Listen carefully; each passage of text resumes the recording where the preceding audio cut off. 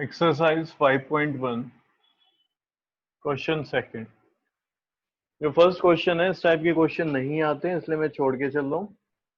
करना चाहो तो तुम कर लेना, किसी में डाउट होगा तो मुझसे पूछ लेना, ठीक है। अगर तुम्हारी इच्छा होगी तो बता देना, मैं करा दूंगा इसको।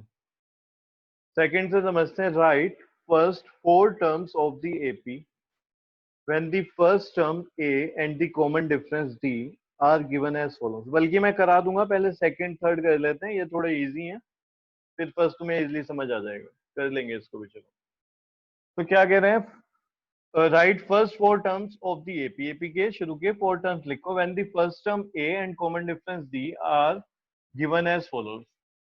तो ए भी दे दिया हमें, कितना है 10, और डी कितना दे दिया है 10।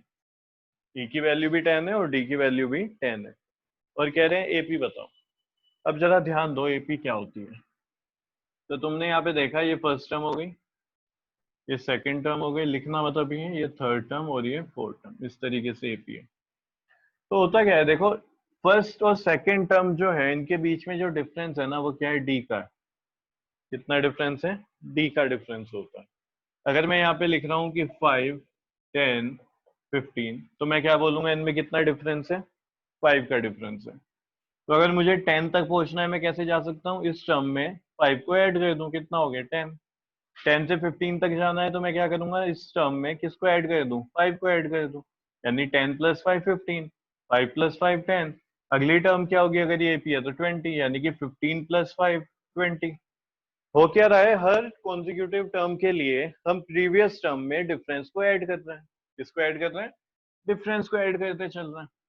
तो अगर मुझे A2 चाहिए तो मैं क्या कर सकता हूं, मैं करूंगा A1 + D। पिछले टर्म में कॉमन डिफरेंस को ऐड कर दिया। अगर मुझे A3 चाहिए तो मैं लिख सकता हूँ A2 + D। अगर A4 चाहिए तो क्या लिख सकता हूँ, A3 + D। समझ रहे हो। तो हो क्या रहा है देखो, यहाँ पे अगर यहाँ पे A2 निकालना है तुम्हें, तो तुम्हारे पास क्या होना चाहिए, A1 प्लस और क्या कर दोगे D।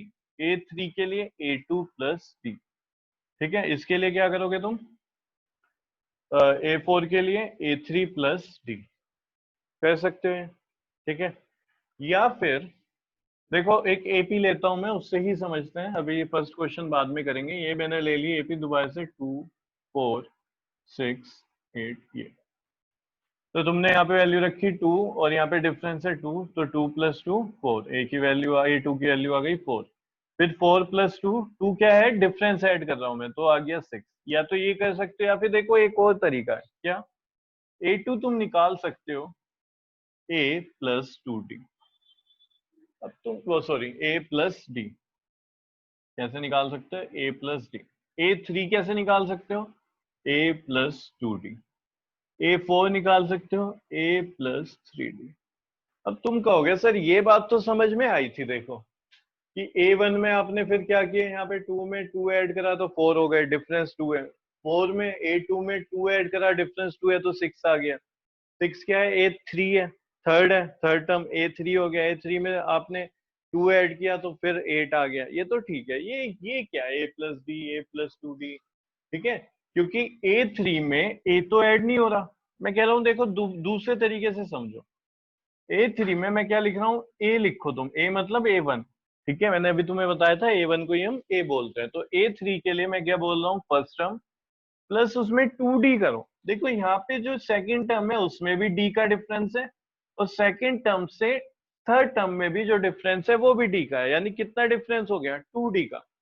इसी तरीके से अगर मुझे A4 चाहिए तो तुम फर्स्ट टर्म लिखो, और कितना डिफरेंस करोगे, 1, 2, 3, यानी कि 3D का डिफरेंस। समझ आई ये वाली बात भी।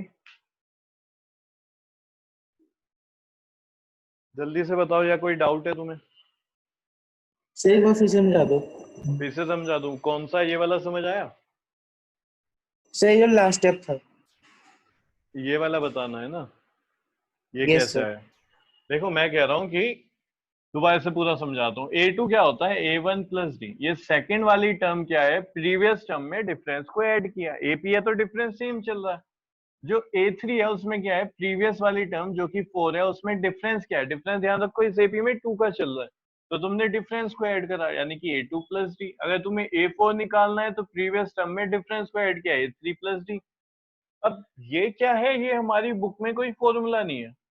अगर हमें एपी चल रहा है तो हम ये वाला लगा रहे होते हैं बार बार, ये भी बिल्कुल ठीक है, लेकिन हम कौन सा अप्लाई कर रहे होते हैं, ये। क्योंकि अगर मुझे A4 निकालना है तो उसके लिए फिर मुझे इस फॉर्मूले के अकॉर्डिंग मुझे A3 भी चाहिए, A3 निकालना है तो A2 भी चाहिए। यहाँ पे क्या इजी हो गया, यहाँ पे सिर्फ मुझे A और D पता होनी चाहिए। देखो सब में A और D, यानी दो चीज पता चल जाए, बस हम कुछ भी निकाल देंगे। अगर मैं बोलूं कि A7 निकालना है तो तुम क्या बोलोगे, A प्लस 6D। देखो यहाँ 7 है तो यहाँ पे एक कम D होगा 6D, यहाँ पे 4 है तो इधर 3D, यहाँ 3 है तो 2D, इधर 2 है तो यहाँ 1D। ये बना कैसे, कैसे सही है, इसको ध्यान देना।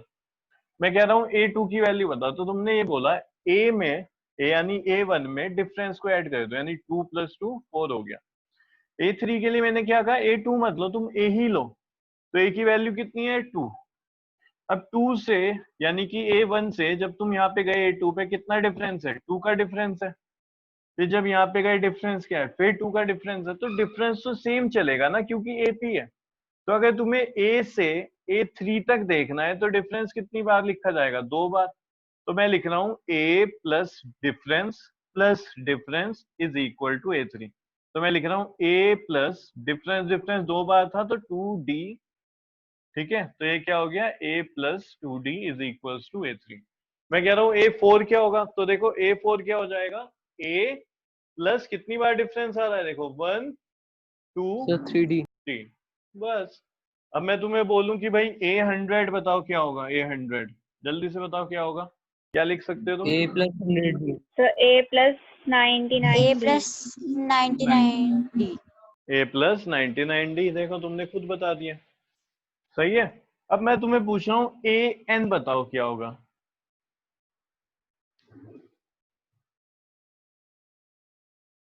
बोलो। सर A plus ND एक मिनट, थोड़ा सा ऊपर लिखता हूँ, तुम्हारी स्क्रीन पे नहीं आ रहा होगा बोर्ड। हाँ अब बताओ। A plus 1 minus ND 1 minus n d, ना ना ना। A plus हाँ, n minus 1D. A plus n minus 1D, बिल्कुल Minus ठीक। 1D. यहाँ पे अगर n है तो यहाँ पे n से कम होगा, एक यहाँ 100 था तो यहाँ क्या लिखा तुमने, 99, यानी 100 माइनस 1। यहाँ पे 4 है तो 4 माइनस 1 कर रहे हो, तो यहाँ पे लिखोगे A plus n minus 1D। अब ये an क्या है, कोई भी टर्म होगी, तो इसको हम बोलते हैं nth term, nth term of an AP। AP की nth टर्म जो है वो हम ऐसे निकाल सकते हैं। nth टर्म मतलब भाई जैसे 7th टर्म होती है, 8th टर्म होती है, 10th टर्म होती है, 12th टर्म होती है। तो अगर मैं बोलूं कि मैं an में n की जगह 12 लिख रहा हूं, तो फिर ये nth टर्म बोलोगे, तुम बोलोगे 12th टर्म। मैं बोल रहा हूँ मुझे 15th टर्म निकालनी है, तो तुम क्या कहोगे, बस n की जगह 15 रख दो। तो देखो 15th टर्म के लिए हो जाएगा A15 is equal to A plus 15 minus 1D। या तो पूरा लिखो, या फिर तुम्हें पता ही है तुम कैसे लिख सकते हो, 14D भी लिख सकते हो, A प्लस 14D।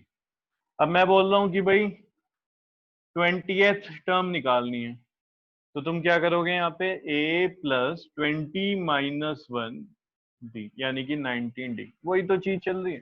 तो इसको इन्होंने एक फॉर्मूला बना दिया, इसे तुम्हारी बुक में लिखा है nth term of an AP, कि कोई भी अगर हमें nth टर्म निकालनी है वो कैसे निकालेंगे, an is equal to A plus n minus 1D। क्यों लिखा, कहां से आया, ये हमने समझ लिया। देखो मैंने थोड़ी बताया तुम्हें, तुमने ही बताया ये, और बुक में है ये। तो इससे हमें क्या पता चल जाएगा, कोई भी अगर हमें टर्म निकालनी है तो उसको हम बोलते हैं भाई nth टर्म। ठीक है, इस n की जगह तुम कोई भी टर्म ले लो। क्लियर है यहाँ तक। अब करते हैं क्वेश्चन, इसको जल्दी से उतार लो एक बार।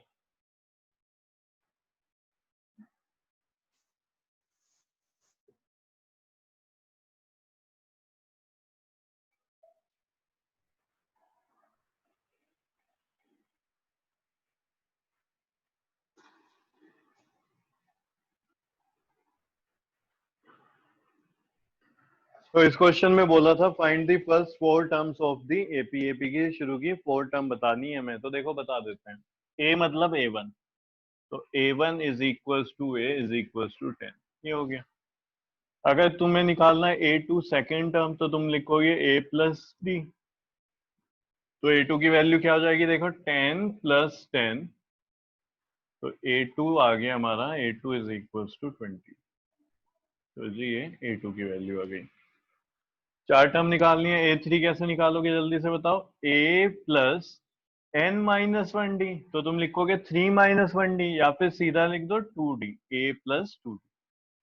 क्या लिख दोगे, एक कम करके लिखना होता है, a प्लस 2d। तो a3 is equals to 10 plus 2 multiply by 10। d की वैल्यू क्या है 10 और a की वैल्यू भी 10।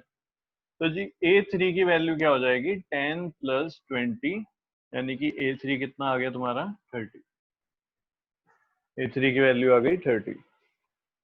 फिर a4 a प्लस 3d से हो जाएगा 10 plus 3 into 10, 10 plus 30, a4 is equals to 40। क्या लिखोगे, therefore 4 terms of an APR, AP की जो 4 टर्म है, फर्स्ट 4 टर्म ऐसे लिखना, therefore first 4 terms of an APR 10 20 30 40।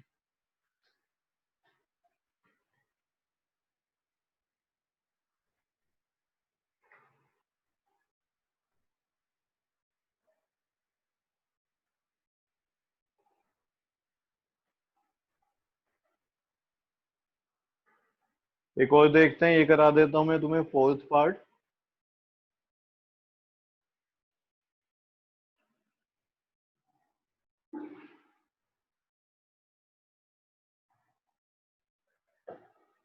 Fourth part में तुम्हें a की वैल्यू दी है -1 और d की वैल्यू है 1/2।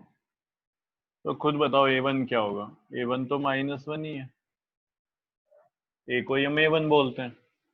a2 हो जाएगा a प्लस d, यानी कि -1 प्लस 1/2। तो a2 कितना आ गया, ठीक है। सोल्व करके लिखोगे तो देखो क्या आ जाएगा, -1/2। सीधा अगर चाहो तो लिख दो -1/2, वरना सोल्व करते हैं। एलसीएम आया 2, यहाँ पे हो जाएगा -2 प्लस 1, तो कितना आया -1/2। तो a2 की वैल्यू आ गई -1/2, ठीक है। ये क्या आ जाएगा, -1/2। इसी तरीके से फिर a3 निकालते हैं। a3 हो जाएगा a प्लस 2d। तो जी a3 की वैल्यू क्या आ जाएगी, देखो a की कितनी है -1 प्लस 2, d की वैल्यू है, d की है कितनी 1/2।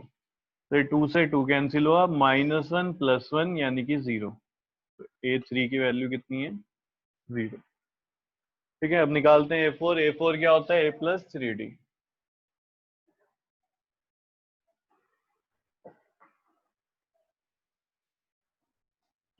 -1 प्लस 3 मल्टीप्लाई 1/2, तो हो जाएगा -1 प्लस 3/2। एलसीएम लेते हैं, क्या आएगा 2 आएगा।